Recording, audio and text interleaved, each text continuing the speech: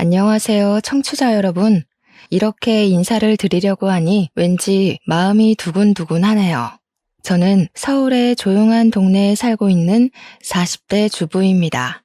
저에게는 이상한 것에 자부심이 있는 형님이 한 분 계신답니다. 오늘 들려드릴 이야기는 바로 제 형님에 대한 이야기인데요. 제가 그동안 당한 것도 많고 나름 소소한 복수를 한 부분도 있고 재미난 이야기들이 많아서 사연을 올려봅니다. 지금부터 기가 막힌 우리 형님을 퇴치한 이야기를 시작해 보도록 하겠습니다.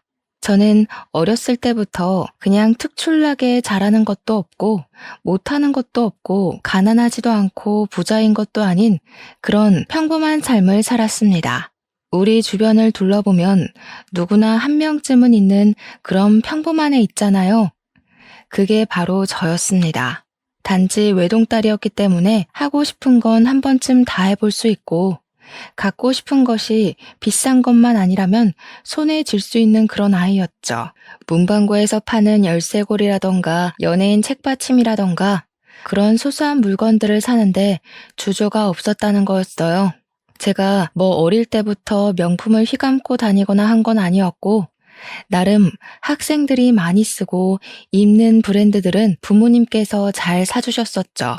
그냥 남들처럼 중고등학교 다니면서 친구들이랑 떡볶이 사 먹고 야자 땡땡이 치고 노래방 가고 대학에 다니면서 노트북 사고 친구들이랑 옷 구경하고 학교 앞 호프집에서 맥주도 한잔하는 그런 평범한 삶이요. 그런 저에게 중학교 시절부터 친하게 지내온 절친이 하나 있었습니다.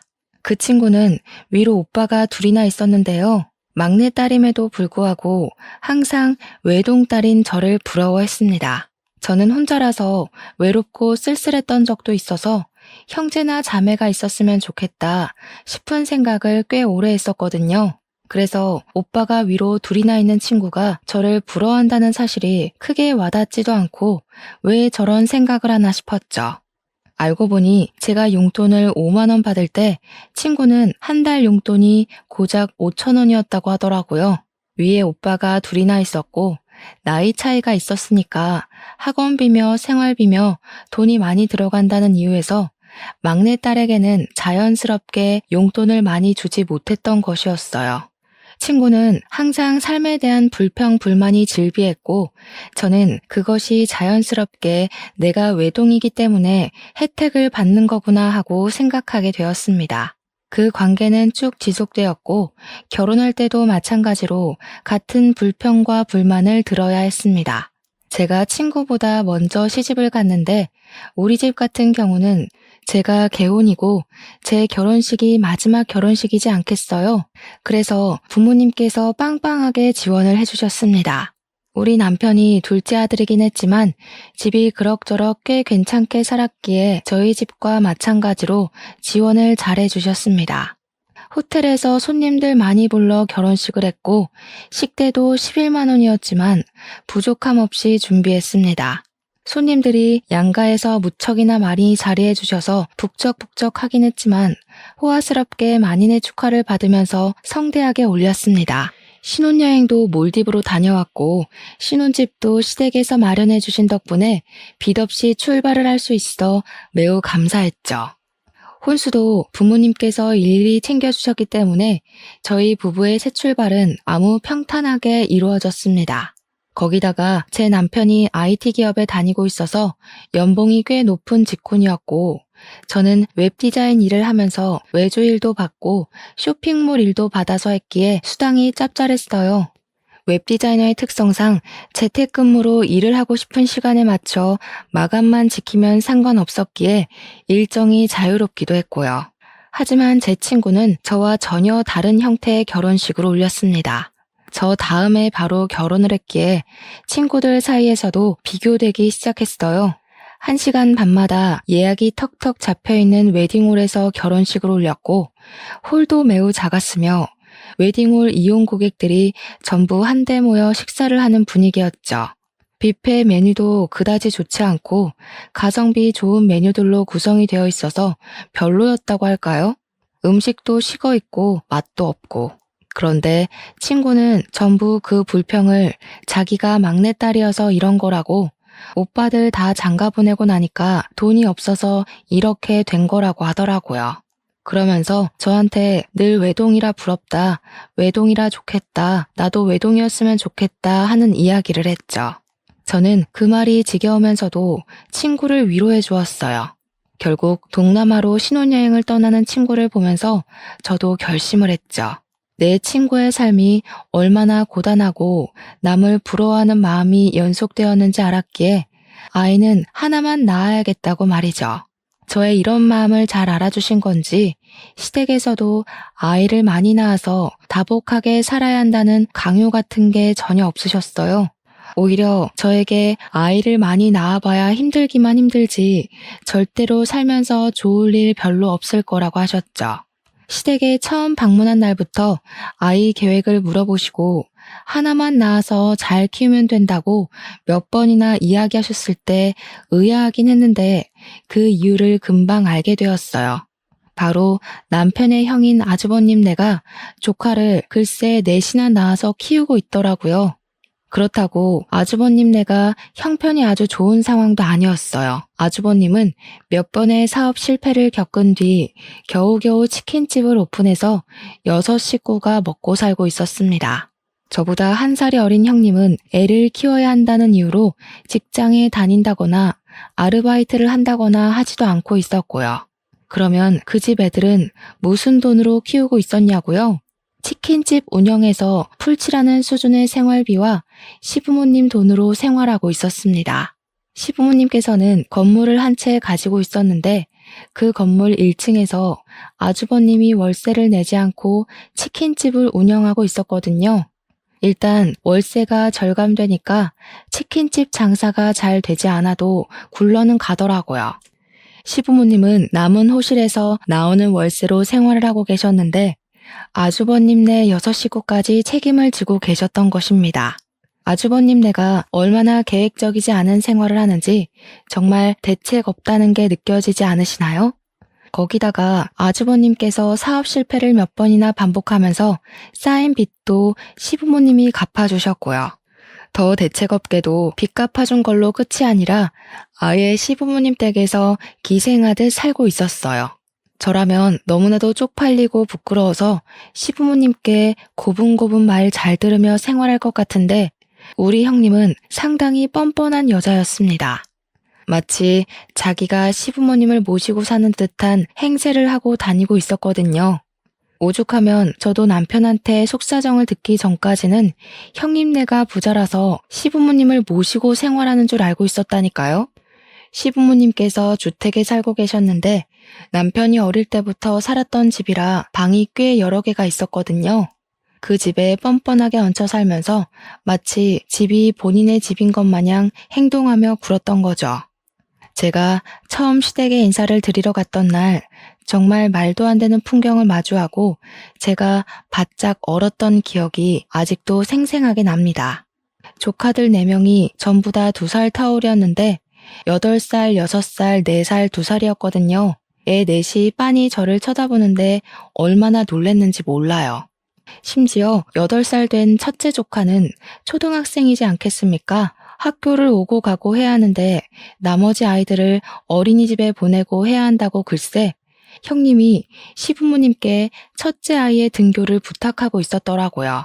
시부모님은 아침마다 오후마다 첫째 조카를 데리러 학교에 다니셔야 했어요. 처음에는 시부모님께서 형님네와 함께 살고 있는 게 형님이 모시고 있는 줄 알고 시부모님께서 도와주시는 거라 생각했었거든요. 알고 보니 개뿔. 시부모님의 시간은 전혀 배려하지 않고 형님이 일반적으로 떠맡긴 거였더라고요. 그러면서 다복한 집에 시집 오는 게 축복인 거라고 저한테 으스대는데 이걸 다복이라고 할 수 있나 싶었습니다. 솔직히 여기서 제 속마음을 털어놓자면 무슨 애 낳는 기계도 아니고 뭔 애를 저리 줄줄이 낳았나 싶더라고요. 거기다가 애들이 하나같이 부산스럽고 말도 안 듣고 진짜 요즘 애들은 다 저런 건가 싶을 정도로 난리가 아니더라고요. 시부모님도 오죽하면 눈살을 찌푸리고 형님만 보고 있는데 형님은 우리 애들 잘한다 하는 얼굴로 바라만 보고 있었습니다. 저한테 웃으면서 우리 애들이 좀 활기차지? 숙모 온다고 신이 났나 보다. 우리 애들이랑 잘 놀아줘 하는 거예요. 저는 시댁에 인사를 드리러 온 건데 애들이랑 뭘 놀아주라고 하는 건지 의문이 들더라고요. 그래서 형님한테 그랬죠. 저는 인사드리러 온 거지 아이를 보러 온 게 아닌데요? 하고요. 그랬더니 형님이 당황해하면서 아니 앞으로 잘 놀아주고 하란 이야기지 하고 자리를 피하더라고요. 그때 다시 한번 결심했죠. 애는 하나만 낳아서 잘 키우자고. 시부모님도 저한테 많이 낳을 생각하지 말라고 많이 낳아봐야 피곤하다고 하셨고요. 결혼 후 입주한 신혼집은 시부모님께서 상가 건물 가진 거에 대출을 받아서 얻어주신 집이었습니다. 신축 아파트라 나름 깔끔하고 빌트인 되어 있는 부분이 많아서 혼수를 준비하는데 큰 부담이 없어서 좋았어요. 결혼하고 처음 인사드리러 간 자리에서 시부모님께 감사하다고 이야기를 했는데 형님이 불쑥 끼어들더라고요. 동선의 집은 시부모님이 대출받아서 해주신 거라며 좋겠네? 그 돈 받아놓고 입 닦는 거 아니지? 하는데 제가 뭘 어쨌다고 저런 소리를 하는 건지 이해가 안 갔습니다. 그래서 형님께 그게 무슨 소리세요? 저한테 바라시는 게 따로 있으세요? 했죠. 제가 알기로는 아주버님이 해먹은 사업 자금이 지금 우리 아파트 값보다 더 되는 걸로 알고 있었거든요. 남편이 아주버님네 이야기를 하면서 시댁에서 이 정도 지원받는 거 괜찮다고 부담 갖지 말라고 했었단 말이죠. 형님이 그냥 웃으면서 아니 집 받았으니까 그냥 하는 소리지 하길래 저도 웃으면서 이야기했어요. 저도 그냥 하는 소린데요. 형님네도 이미 다 받으신 거 아니에요? 아주버님이 사업하신다고 돈 가져다 쓴 게 어마어마하다고 하던데. 그러니까 형님이 저를 확 째려보시더라고요. 저보다 1살 어린 게 저러니까 아주 같잖아요. 물론 제가 대놓고 형님한테 고가운 얼굴을 하고 있었던 건 아니었어요. 그래도 손윗사람이니까 제가 꼬박꼬박 존댓말도 써주고 나름 존중해줬단 말이죠. 그런데 형님은 저보단 어리지만 손윗사람이라는 이유 하나로 저한테 반말을 해대더라고요.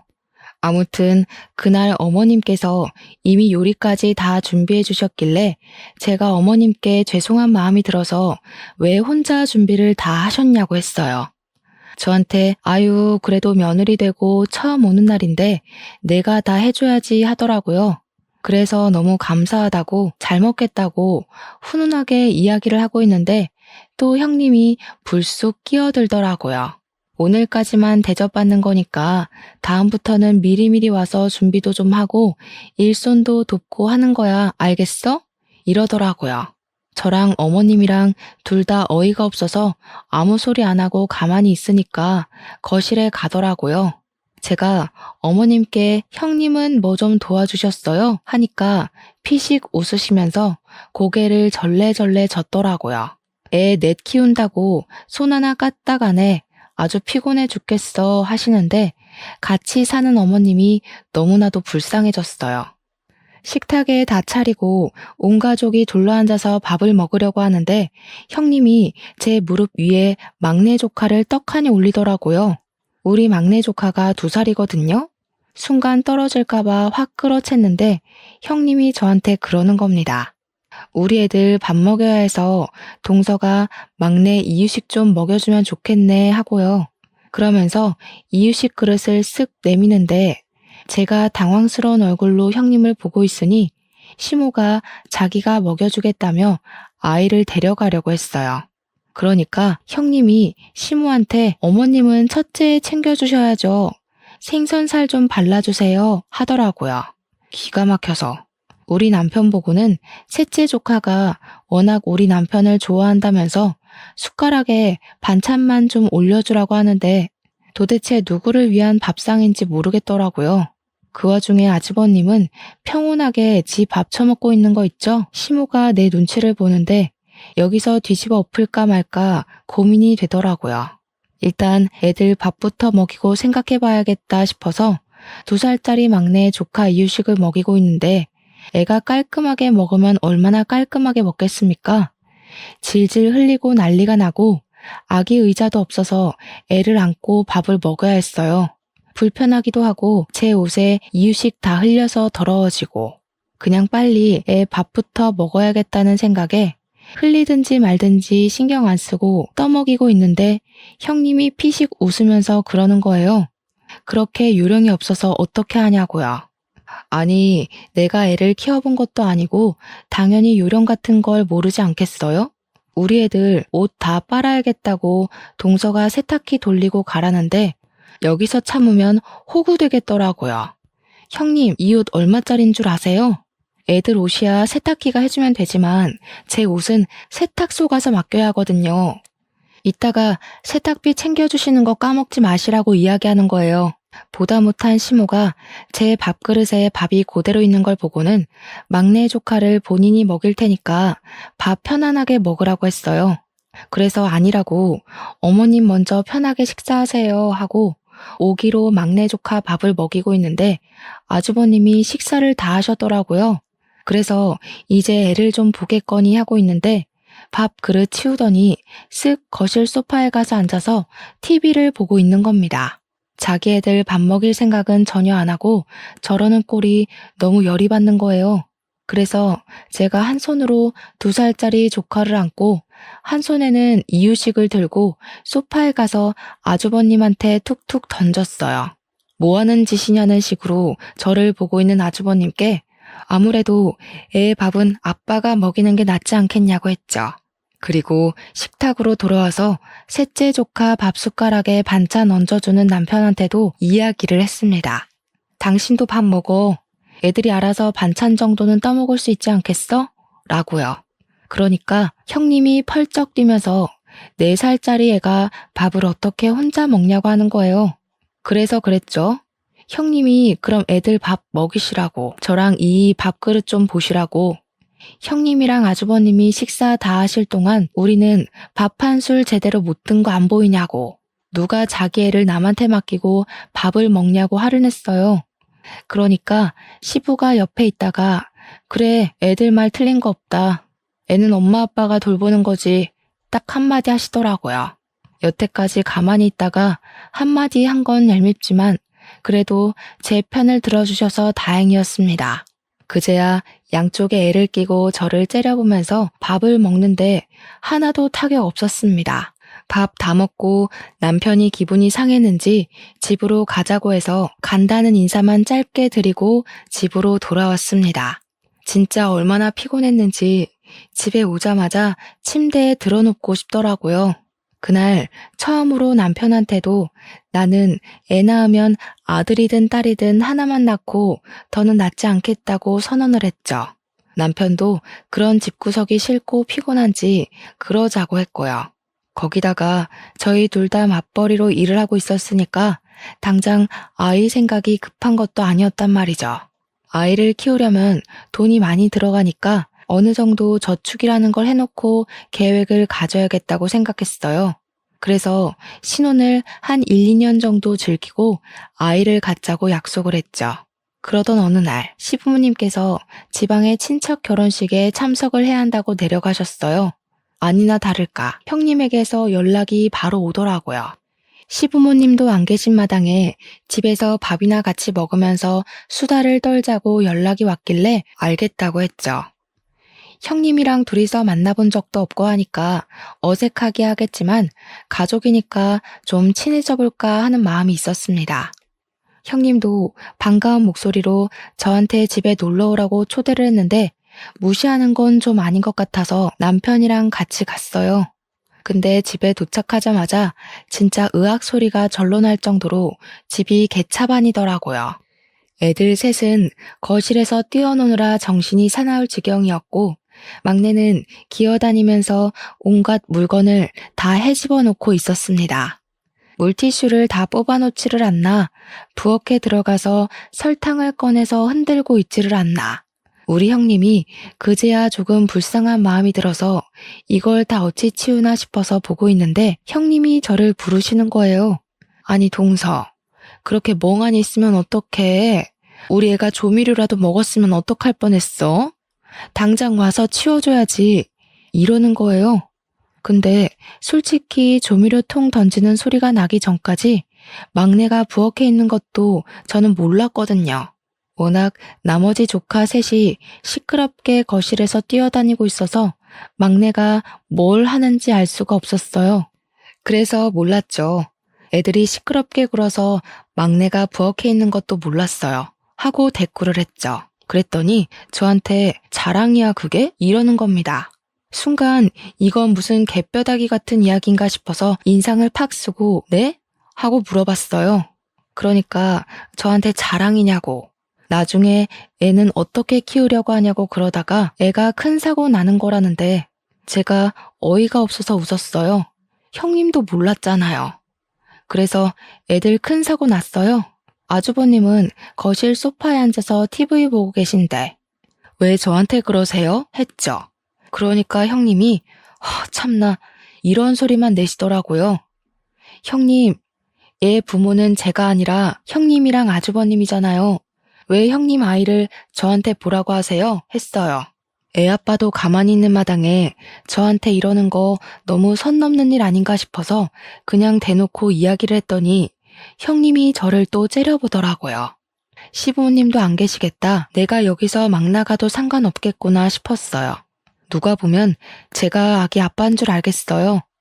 호호호 하고 웃으니까 그제야 아주버님이 저를 힐끗 보더라고요. 저는 그런 아주버님을 보면서 웃으면서 한마디 더 보탰죠. 형님, 애들 사고 안 치게 잘 보셔야겠어요. 누구 닮아서 애들이 이렇게 정신 사나워요? 하고요. 형님은 부들부들 떨더라고요. 솔직히 두 번째 보는 거지만 집에서 손 하나 까딱 안 하는 주제에 뭘 그리 시킬 게 많은 건지 자기가 손윗사람이라고 유세 떠는 거밖에 더 되겠어요? 일단 저녁 먹자고 부른 거니까 뭐 드실 거냐고 하니까 밖에 나가서 먹자고 하시더라고요. 설거지하기 귀찮다는 이유였는데 솔직히 저한테 설거지 시킬 것 같다는 생각이 들어서 저도 나가서 먹는 게 나을 것 같긴 했어요. 그런데 애가 넷이잖아요. 이 애들을 다 데리고 나가서 밥을 먹을 수 있을까 싶어서 그냥 시켜 먹자고 했습니다. 분리수거만 하면 되니까 오히려 그게 나을 것 같았거든요. 그랬더니 오랜만에 나가서 동선애한테 갈비를 좀 얻어먹고 싶었다는 게 아니겠어요? 형님이 우리 애들이 고기 타령을 하도 해서 우리 부부를 부른 거라며 소갈비를 좀 사줬으면 좋겠다는 겁니다. 솔직히 갈비 못 사줄 형편은 아니니까 사줘도 되죠. 근데 뻔뻔하게 저러니까 괜히 더 사주기 싫어지는 마음이 들더라고요. 그 와중에 아주버님은 소갈비 맛있겠네. 여기 괜찮은 집 있는데 거기로 가자고 옷 걸치고 있고요. 남편을 쓱 쳐다보니까 남편이 그냥 소갈비 한번 사주고 말자는 식으로 말하길래 알겠다고 했어요. 싱글벙글 난리가 난 형님네 6식구 끌고 소갈비 집에 갔는데 조카들이 막내랑 셋째 빼고 다 어느 정도 컸잖아요. 정말 무슨 걸신 들린 사람들처럼 밥을 먹는 거예요. 형님이고 아주버님이고 갈비 처음 먹는 사람처럼 정말 뒤에서 누가 쫓아오는 사람처럼 밥을 먹는데 오죽하면 제가 더 시키면 되니까 제발 천천히 드시라고 할 정도였다니까요. 전 애들이 그렇게 갈비를 잘 뜯는지 꿈에도 몰랐어요. 오죽하면 갈비를 구워주시는 직원이 둘이나 붙어서 양쪽 철판에서 갈비를 굽고 있는데도 먹는 속도를 못 따라가겠더라고요. 저랑 남편은 젓가락 내려놓고 그 거지들이 먹는 꼴을 구경하고 있었어요. 밥을 안 먹어도 배부르다는 말이 뭔지 알겠더라고요. 그냥 처먹는 꼴이 웃겨서 먹고 싶다는 생각이 안 들던데요. 8명 중에 4명이 소아임에도 불구하고 갈비를 거의 13인분을 먹었더라고요. 저랑 남편은 먹는 둥 마는 둥 했는데도 이 정도가 나오다니. 소갈비가 생각보다 비싸잖아요. 뻥 아니고 냉면에 공깃밥에 된장찌개에 아주버님이 술까지 드시니까 저녁 식사값으로 90만 원 가까이 나오더라고요. 대충 예상은 했지만 계산서를 봤는데 웃음이 나더라고요. 남편은 와 갈비값 이만큼 내본 거 처음이라고 그렇게 말하며 허탈하게 웃는데 저도 그냥 웃겼어요. 저랑 남편한테 형님네 가족 6명이 잘 먹었어 하면서 인사를 하고 나가는데 솔직히 얄밉긴 하더라고요. 반반씩 내줘 라고 하고 싶은 걸 겨우겨우 참고 계산했습니다. 시부모님한테는 눈치 보여서 사달라는 말도 못하고 시부모님 때마침 안 계시니까 이때다 싶어서 우리 벗겨 먹으려고 부른 것 같은데 그 와중에 커피는 본인들이 쏘겠다면서 동네에 이름 없는 커피집에서 1,500원짜리 아메리카노 한 잔씩 사주더라고요. 심지어 테이크아웃만 되는 작은 매장 있죠? 그런 카페에서요. 그냥 웃으면서 잘 마실게요 하고 말았더니 형님이 그런 제 모습에 또 양심이 좀 찔리긴 했나 봐요. 물어보지도 않았는데 요즘 치킨 장사가 잘 안 되고 애들한테 들어가는 돈이 없고 하면서 변명을 늘어놓더라고요. 그래서 웃으면서 형님한테 이야기했죠. 조카들이 소갈비를 처음 먹어봤나 봐요. 애들이 무슨 걸신 들린 사람처럼 먹는데 다음부터는 교양 있게 식탁 매너 갖추면서 천천히 먹으라고 하세요. 너무 허겁지겁 누가 뺏어 먹을까봐 걱정되는 사람처럼 먹으니까 밥맛이 떨어지더라고요. 그러니까 형님이 아무 소리도 못하고 가만히 서서 저를 째려보더라고요. 와, 저러다가 넙치 되겠다 싶을 정도였습니다. 남편이 바로 집으로 가자고 하길래 저는 이만 가보겠다고 하고 차에 탔습니다. 남편이 저한테 아무래도 당한 것 같다고 이번 일을 교훈 삼아서 2번은 당하지 말자고 하는데 저는 뭐 하고 싶은 말 다 해서 괜찮았어요. 그 뒤로 몇 번 형님이 밥 먹자고 연락이 오긴 했는데 저랑 남편이랑 딱 바쁜 일이 있다고 거절했죠. 한 번은 모른 척 당황해줬지만 2번, 3번은 곤란하지 않겠어요. 그러던 어느 날 형님이 되게 아무렇지 않게 저한테 백화점 구경을 하자고 연락이 왔습니다. 백화점에서도 옷 사달라, 신발 사달라 할 것 같아서 저도 만반의 준비를 하고 백화점으로 갔죠. 아니나 다를까 첫째 시조카 겨울 패딩이 없어서 패딩을 하나 보러 왔다고 먼저 멘트를 날리더라고요. 저한테 이거 어때? 저거 어때? 하면서 이 브랜드 저 브랜드 돌아다니면서 옷을 보여주는데 시큰둥하게 반응했습니다. 애들 옷이 다 거기서 거기고 금방금방 크는데 굳이 브랜드 옷 사입힐 필요 있나 싶어서였죠. 그래도 자꾸 물어보길래 A 브랜드보다는 B 브랜드가 나은 것 같다고 내구성이 훨씬 좋아 보인다고 말을 했어요. 제가 쇼핑몰 웹디자인 일을 하면서 원단 같은 것도 여러 개 보고 곁눈질로 배운 게 있으니까 옷은 또 조금 알거든요. 형님이 일하는 동서가 잘 알겠지 하면서 B 브랜드 옷을 사야겠다는 거예요. 그러더니 따라 나온 첫째 조카한테 갑자기 숙모한테 잘 입을게요 하고 인사해 하는 겁니다. 제가 어이가 없는 표정으로 쳐다보니까 이제 곧 크리스마스니까 선물 미리 준다고 생각하라는 겁니다. 그래서 제가 일부러 깔깔 웃으면서 이제 11월인데 무슨 크리스마스 선물을 미리 줘요 했어요. 그러니까 조카한테 이런 거 하나 못 해주냐고. 동선에는 맞벌이잖아. 애도 없고. 우리 애 패딩도 없이 추운데 벌벌 떨고 다니라는 거야? 하는데 저한테 무슨 패딩 맡겨놓으셨냐고 물어보니까 가격 얼마 안 한다고 10만 원대니까 하나만 사주래요. 가게 앞에서 징징거리며 큰 소리로 저한테 이야기를 하는데 이건 새로운 구걸 방법인가 싶었죠. 우리 둘째랑 셋째도 맨날 옷을 물려입기만 하니까 날 같다고 싫어하더라. 이왕 크리스마스 선물해주는 김에 우리 둘째랑 셋째 것까지 싹 새 걸로 사주면 어때? 형님, 아주버님네 치킨집 월세도 안 내고 알바도 안 써서 인건비도 안 된다면서요. 버는 돈이 꽤 되지 않아요? 왜 맨날 구걸을 하세요? 구걸? 우리 애들이 뭐 거지야? 왜 동서는 말을 그렇게 해?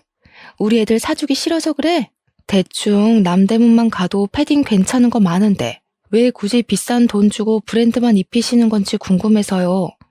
애들 키 금방금방 크잖아요. 동서, 생각보다 엄청 쪼잔하다. 우리 애들 옷 사주기 싫어서 이러는 거지? 나중에 동서네가 애 낳으면 우리 애들 거 물려 입어도 되는 건데 뭘 그리 말을 고약하게 해. 둘째 조카랑 셋째 조카도 자기 형 거 입기 싫다고 하는 마당에 우리 애가 입겠어요? 그리고 아직 임신은커녕 계획도 없는데 벌써부터 우리 애가 물려 입을 거 생각하고 선물을 줘요? 저 지갑 두고 왔어요. 백화점에서 살 거 없어서.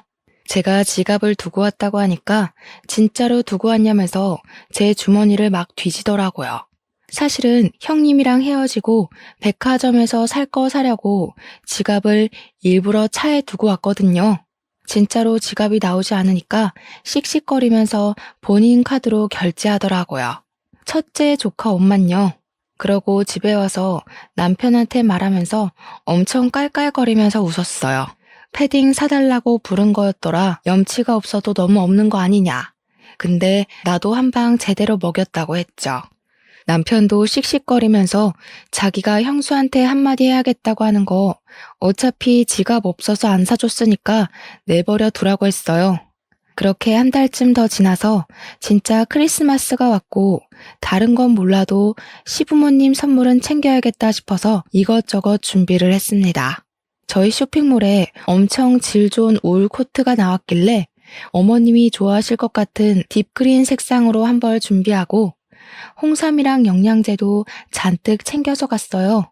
어머님께 크리스마스 선물이라고 코트를 보여드리니까 너무 좋아하셨어요.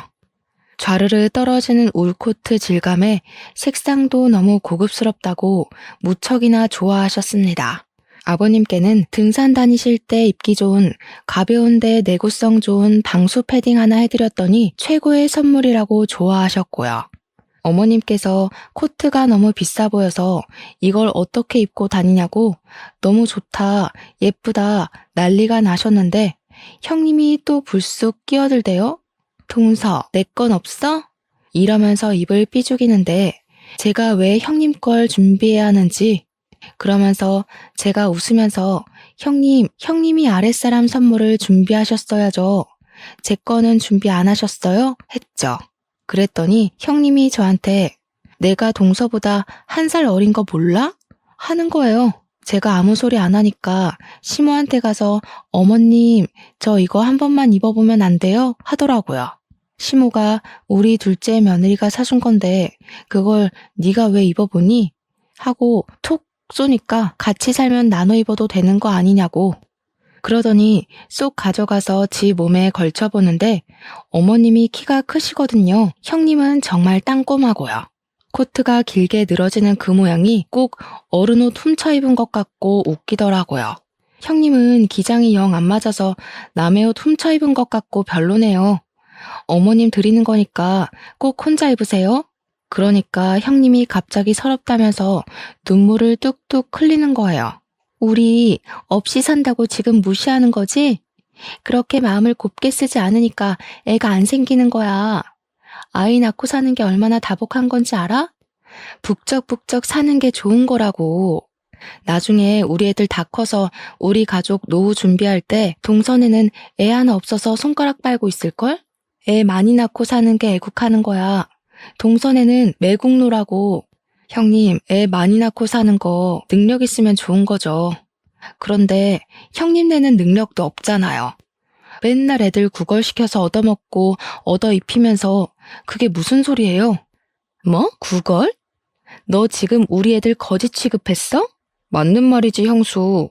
지난달에도 크리스마스 선물 내놓으라면서 패딩 사달라고 백화점에서 지갑 뒤지고 난리를 쳤다며. 그 말에 아주버님은 헛기침하고 시부모님은 무슨 소리냐고 되물어보셨죠. 시모가 그 패딩 친정에서 사준 거라더니 둘째 며느리가 사준 거였어? 하고 물어보는데 제가 그건 아니라고 했어요. 알고 보니 그날 울며 겨자 먹기로 결제한 카드가 친정 부모님 카드였나 보더라고요. 패딩 하나에 13만 원대던데 그걸 자기 카드로 사기 싫어서 친정 부모님 카드로 산 형님도 알만하다 싶었죠. 시부가 가만히 이야기를 듣고 있더니 도저히 안 되겠다고 한 소리 하시더라고요. 큰며느리라는 게 애만 잔뜩 낳으면 뭐하냐고. 가정교육 하나 안 시켜서 애들이 맨날 말도 안 듣고 사고만 친다고요. 그렇다고 큰며느리가 집안일을 하나 경조사를 챙기나. 크리스마스라고 둘째네가 선물 사오는 동안 첫째네는 뭐 했냐고요. 선물은 바라지도 않는데 부모 등골이나 빼먹고 있다고. 부모한테 들러붙어서 기생충처럼 사는 너네 꼴도 보기 싫다. 이 집에서 너네가 아는 게 뭐가 있어? 그냥 썩 나가, 꼴 보기 싫으니까. 그러니까 형님이 표독스럽게 저를 째려보면서 집안에 제대로 된 인간이 들어왔어야 하는데 꼬리 9개 달린 구미호가 들어왔다지 뭐예요? 제가 자기 자리를 위협하고 있다면서 그때부터 할 말 못할 말 구별도 안 하고 막 내뱉기 시작하더라고요. 너네 부부는 평생에 못 낳고 살 거야. 내가 교회 가서 기도하고 성당 가서 기도하고 절 가서 기도할 거야. 그 말에 시부가 열이 받아서 무슨 미친 소리를 하고 있냐고 소리를 꽤 질렀어요. 첫째네 도와준 돈이 얼만데 그딴 저주를 하고 있냐면서 소리를 치니까 아주버님이 그러는 거예요. 쟤네는 집까지 해줘놓고 왜 자기들만 못 잡아먹어서 안달이냐고 서러워서 살겠냐고요.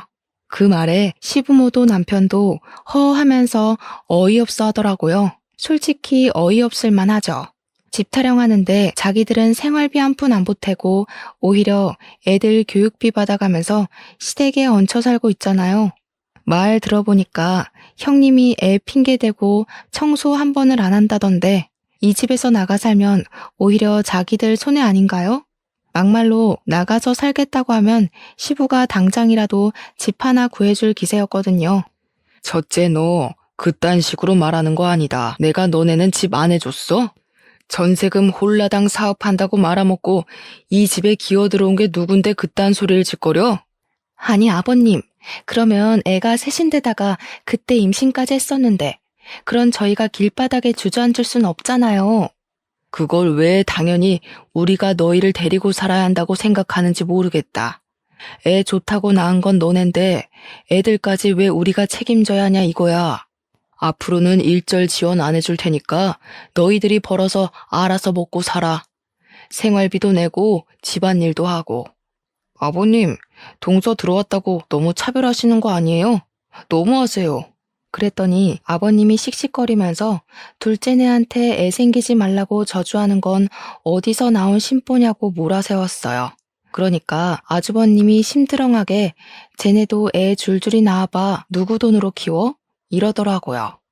남편이 성질이 났는지 아주버님한테 형처럼 부모님한테 기생하면서 살진 않을 거라고 하니까 아주버님도 말 다 했냐고 소리를 쳤어요. 크리스마스에 두 형제가 갑자기 불붙어서 싸우기 시작하니까 시무가 말린다고 가운데 껴서 진정 좀 하라고 하셨죠. 순간 아주버님이 시무의 팔을 확 잡아채면서 좀 나와봐. 저 새끼가 형 무서운 줄 모르고 막 말한다고 어머님을 잡아당겼는데 제가 선물로 사드린 코트를 걸치고 있었단 말이에요. 소매를 확 채다가 팔 부분이 찢어진 거예요. 우두둑 소리가 나면서 팔이 덜렁덜렁거리는데 시모가 놀래서 내 코트 이러면서 옷을 확인하셨어요. 아주버님이 시모한테 그깟 코트 얼마나 한다고 그걸로 사람 무시하고 그러냐고 우리 안사람이랑 나눠 입을 수도 있는 거 아니냐고 자기 할 말 하대요.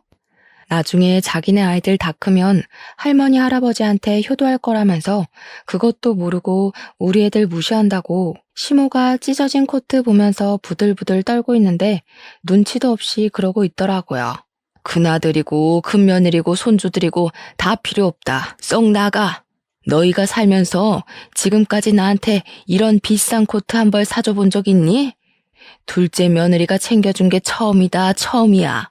시모가 소리를 지르면서 이야기하니까 온 가족이 얼어붙은 채로 가만히 시모만 쳐다보고 있었습니다. 너희가 맨날 우리한테 돈 주세요, 뭐 사주세요 이런 것만 할 줄만 알았지 우리한테 뭘 해줘 본 적 있니? 애 등원 시키는 것도 내 몫이고 애 밥 먹이는 것도 내 몫이었다. 너희가 이 집에 얹혀 살면서 한 게 뭐가 있어? 나도 네 아버지 결정에 동참하련다. 일절 지원 끊어버릴 거니까 우리 집에서 짐 싸서 나가. 당장 나가. 그러니까 갑자기 형님이 사색이 되어서는 어머니 잘못했어요 하고 난리가 난 거예요. 우리 어머니께서 상당히 공주님 같은 분이시거든요. 그런데 저렇게 큰 소리를 내면서 이야기하니까 갑자기 위기감이 들었겠죠. 형님이 그러더라고요. 저한테 질투심이 생겨서 그런 거라고 손이 발이 되도록 막 빌고 있더라고요. 솔직히 시부가 지원 안 하겠다고 하는 말까지 흘려드린 것 같아요.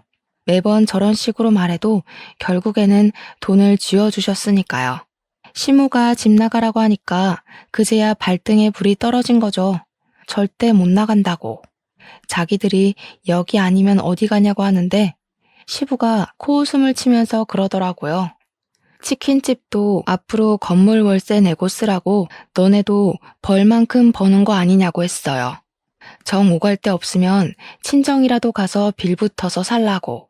그러니까 아주버님이 월세 내면 우리 입이 6갠데 그럼 먹고 살 수 없다고 생활비도 안 남는다고 했죠. 시부가 자기 할 바 아니라고 여태 편히 봐줬으면 된 거 아니냐, 유지 못하겠으면 가게 빼라고 호통을 쳤어요. 시모는 그 와중에 소매 붙잡고 이걸 어쩌나 하고 있길래 제가 수선해서 드리겠다고 하고 코트를 챙겨서 살얼음판 같은 시댁을 나왔습니다. 시부도 속 시끄러우니까 이만 다들 나가보라 하셔서 남편이랑 같이 나왔죠. 형님네 보고도 당장 짐 싸라고 오늘부터 당장 안 보고 싶다고 하셨고요.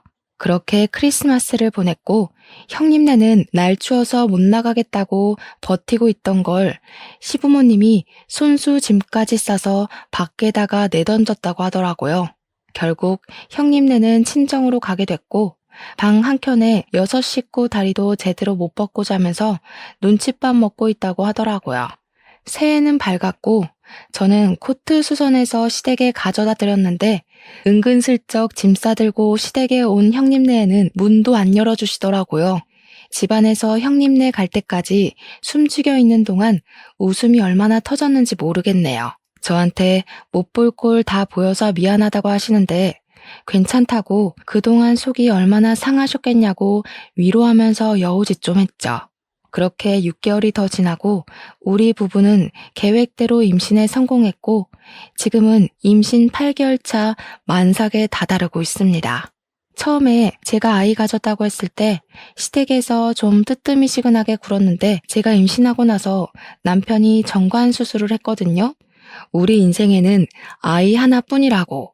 시댁에 딱 공표하고 나니까 그제야 너무 잘했다고 축하해 주시더라고요.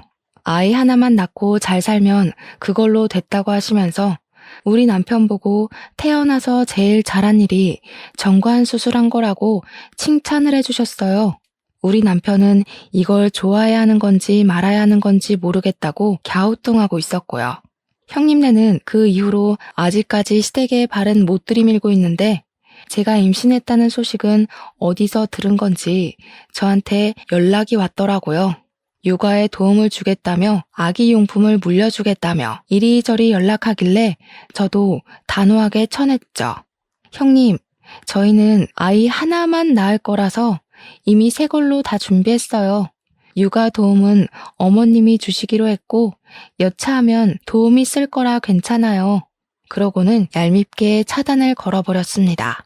저한테 저주란 저주는 다 퍼붓더니 고스란히 자기가 받아서 지금은 호되게 당하고 사는 중인 거죠 뭐.